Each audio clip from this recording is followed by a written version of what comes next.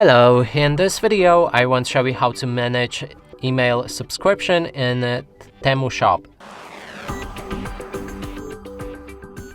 And to do this, first we'll need to click on New inside the app, then click on the gear icon in the top right corner of the screen, and then you should see notifications.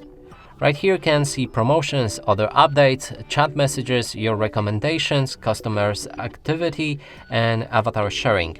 Now you can see email address under each of the categories, and if there's email, that means you will receive it. So let's remove that by clicking on Edit. Then we can go for email frequency and switch it to none.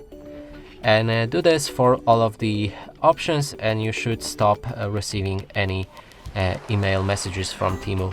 And that's it for this video. Hope you like it. Please consider subscribing to our channel, leave a like and a comment below.